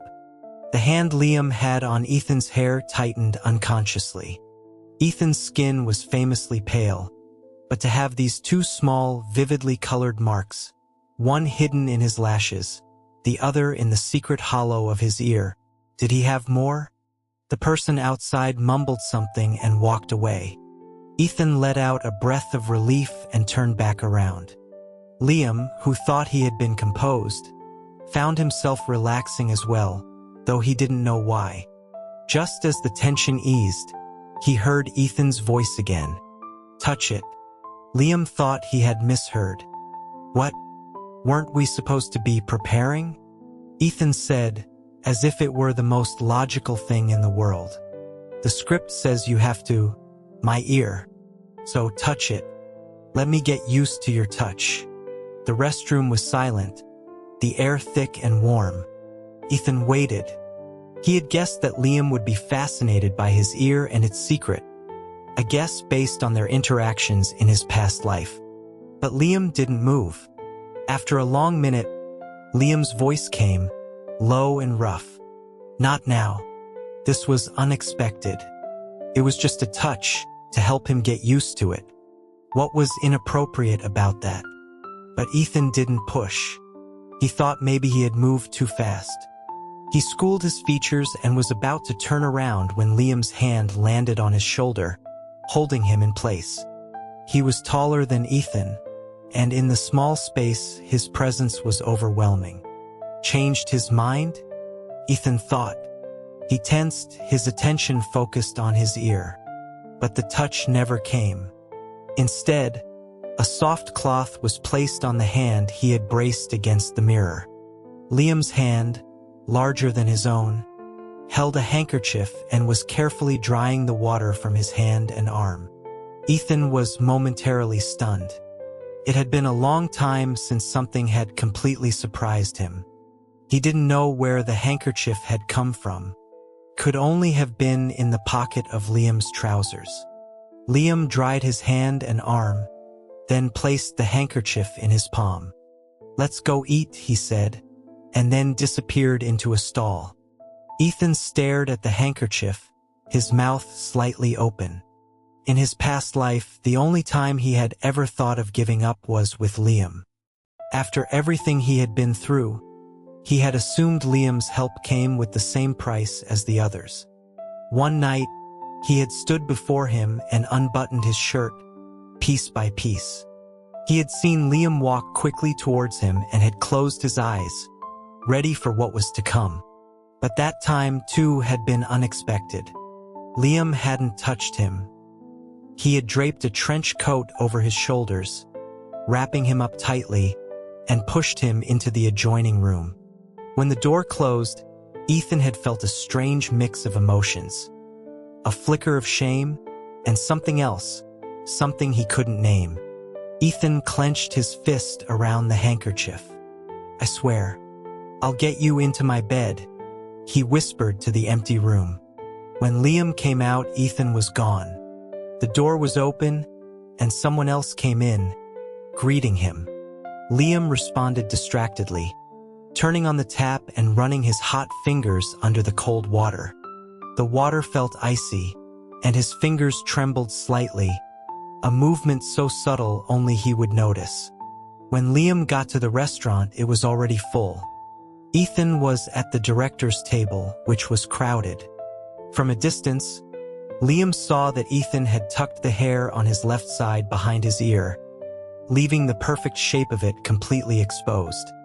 Liam walked to the table where his agent and assistant were sitting, his face a blank mask.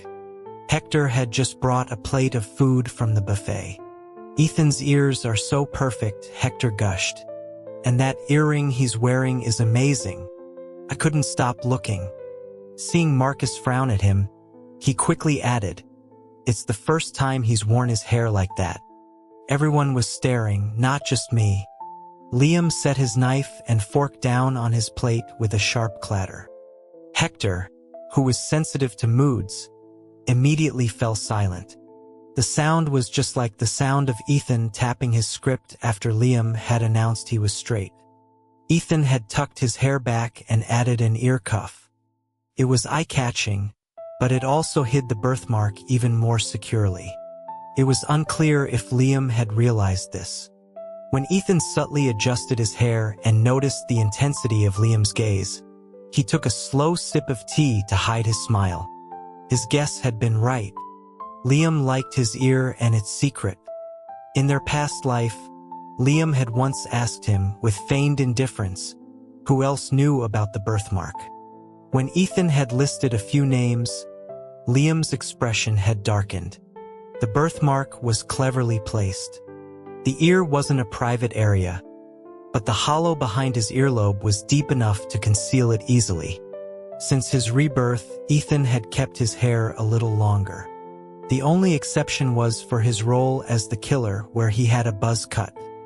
For that role, he had designed a custom ear cuff that had coincidentally covered the spot. So, besides his family and his stylist, no one had seen it. He wanted to show it to Liam, and Liam, as expected, was intrigued. But it wasn't enough. Ethan smiled as he turned to the director, who had been trying to get his attention. The director, seeing his smile, coughed. "Ethan, you're amazing. You can tell my liver is bad just by looking at my face. My grandfather was a traditional Chinese doctor." Ethan continued their earlier conversation. "I learned a little about reading pulses from him. Would you like me to try?" Yes, the director said, immediately extending his arm across the table. Ethan placed his fingers on the director's wrist, calming his own breathing to time the pulse. He looked serious and focused. From his table, Liam watched Ethan's expression and the way his fingers rested on the director's wrist. The piece of steak on his fork paused midway to his mouth. The buffet steak was tough and he chewed it with force. "He's so dedicated," he said. The tone was off. "He's not even trying it with his scene partner," Liam continued. "Usually you rehearse with your scene partner," Marcus replied, "but if they're unavailable or uncooperative, it's common to practice with someone else." So, because he was uncooperative, Ethan was now practicing on someone else? Was he going to find someone else to touch his ear next? And what about the more intimate scenes in the script? Liam stabbed another piece of steak. Marcus, like a worried mother, placed a bowl of green salad in front of him. "Don't just eat meat. Have some vegetables." Liam looked from Ethan, whose hand was still on the director's wrist, to the bowl of green salad and scowled. Hector, seeing this, went to get him a different salad, but returned with more news.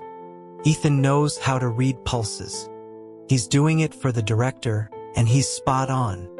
The irritation on Liam's face vanished, and he started eating the greens obediently. Ethan removed his hand from the director's wrist. But then, a young male actor from their table, blushing, walked over to Ethan, rolled up his sleeve, and looked at him with shining eyes. It was one of the actors who had greeted Ethan with the director on the first day. Liam pushed his plate away. "Why is this so bitter?" "It's chicory," Marcus explained patiently. "You're eating the older, darker green leaves. The paler, younger shoots are less bitter. Remember, the greener it is, the more bitter." Hector, hearing this, stood up to get Liam a better salad, but Liam was already on his feet, walking directly towards Ethan's table. Hector stared after him, confused. Ethan was looking at the young actor's wrist. He disliked physical contact with most people. The director was in his 50s, an exception. But this blushing young actor was another matter. Ethan smiled at him, inwardly debating his next move. Then he saw Liam approaching. He relaxed. He knew he wouldn't have to make a decision. Liam carried himself with a natural confidence that came from his upbringing, a presence that commanded attention without any overt effort. The young actor, who had been eagerly offering his arm to Ethan, instinctively stepped back without even realizing it. "Ethan," Liam said, his voice respectful. He was standing and Ethan was sitting, making him seem even taller. He had adopted the deferential tone common in the industry when addressing a senior. "There's a part in this afternoon's scene I don't understand. I was hoping you could help me with it." Ethan looked up at him. The hair was tucked behind his right ear, and as he tilted his head, his ear and neck formed a long, elegant line. The ear cuff he was wearing was a silver snake, the same one he had custom-made for his role as the killer. A cold, metallic serpent coiled around his soft, vulnerable earlobe. "Oh, Ethan has to get into his female costume this afternoon," the young actor lamented. "Makeup will take a long time. If you have to discuss the scene, you should go now." He sat back down, dejected. Ethan followed the young actor with his eyes for a moment before turning his gaze back to Liam. "I'm finished eating," he said. "Shall we go to the makeup room?" Liam watched the direction of Ethan's gaze, his jaw tightening as he silently ran his tongue over his teeth. It was still early, and the makeup artists hadn't arrived yet. The door closed behind them. Before Ethan could say what he had planned, Liam reached out and removed the ear cuff. He placed it in Ethan's palm, but his hand lingered, his fingers closing over Ethan's. His thumb pressed down on the soft pads of Ethan's fingers, the same ones that knew how to find pressure points and red pulses. Then, he leaned down and took the lower lobe of Ethan's ear between his lips. Ethan had been a little annoyed that Liam hadn't touched his ear in the bathroom.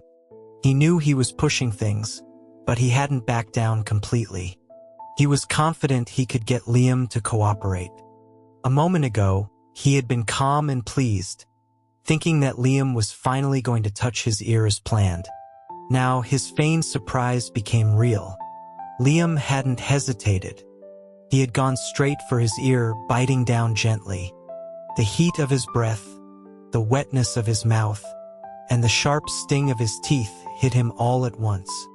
The sound of it was not in the air, but directly in his head, transmitted through bone and nerve. The moment Liam's mouth closed on his ear, his nails dug into Liam's thumb. Liam hadn't touched his ear. He had kissed it, his hand trapping Ethan's, his thumb pressing down with a possessive force. After a few seconds, he pulled back and looked at Ethan, his voice a low, smoky whisper. "Is this how it's done, Ethan?" The makeup room was dim, the curtains drawn to protect the cosmetics from the sun. In the faint light, Liam's eyes were dark, his gaze intense. Ethan's mind, which had gone blank for a few seconds, rebooted. He scraped the nail of his thumb against the knuckle of his index finger and looked back at Liam. His eyes were clear and cool, his brow slightly furrowed, not in anger, but with the concentration of someone deeply engrossed in his craft. "Almost," he said. Liam's move had been unexpected, but it wasn't out of bounds. It was in the script. The character was supposed to hold his hand and bite his ear. Liam was rehearsing. This must have been the part he didn't understand. Liam watched him, waiting for his critique. Ethan studied his face, his gaze as clean and direct as always, but with a new intensity, a warmth born of focus. "Your profile is very good," Ethan said. "When you kiss the ear, tilt your head slightly to the right. It will showcase your best angle." Just like the other night, he was dissecting the scene with academic precision, instructing Liam on how to kiss him for maximum cinematic effect. He placed his hand on Liam's neck, adjusting his angle, his own voice deepening slightly. "Like this. Now kiss me." Liam's throat moved, his gaze darkening. He knew what Ethan's hands looked like, but he had never imagined what they would feel like on his neck. His own skin was a shade darker than Ethan's, a contrast that was now starkly apparent. He was glad his neck was long, giving Ethan's fingers room to move. He felt the light pressure of Ethan's thumb on his Adam's apple as it bobbed again. "Yes," Ethan said calmly. "Just like that." He looked up, his fingers still tracing the line of Liam's throat. A man's profile is his most handsome angle, and his throat is one of his most sensual features. Your nose is so straight, your jawline so sharp, your Adam's apple so prominent. You have to use those advantages. Don't waste a single frame. A shot like this could win you thousands of fans. Perhaps it was Ethan's touch, but Liam's throat was moving more rapidly now, his breathing growing heavier. Ethan moved his hand to the back of Liam's neck, his fingers stroking the prominent bone at the top of his spine, then guiding his head closer. "Try again," he said. "The way I showed you." He had been about to tell him to bite harder, but seeing the dark look in Liam's eyes, the raw edge to his features, he swallowed the words. "Some things a man doesn't need to be taught." Ethan's eyelashes fluttered. He tilted his head back, a soft sound escaping his lips. "Just don't leave a mark." The tiny heart in the hollow of his ear felt like it was being branded by the tip of Liam's teeth. As Liam bit down, their faces were close, Ethan's lips brushing against Liam's ear. He was already struggling for control, but Ethan's soft gasp sent a shiver through him. When he realized his own lips were moving from Ethan's ear towards his cheek, he froze, horrified at what he was doing. Ethan's assistant, Adam, had delayed the makeup artist by 15 minutes, giving him a bottle of perfume and striking up a conversation. When they finally entered the makeup room, the windows and door were open. Ethan was sitting in front of a mirror, and Liam was on a sofa across the room. Both were reading their scripts. The atmosphere was quiet. The makeup artist's eyes flickered between the two of them,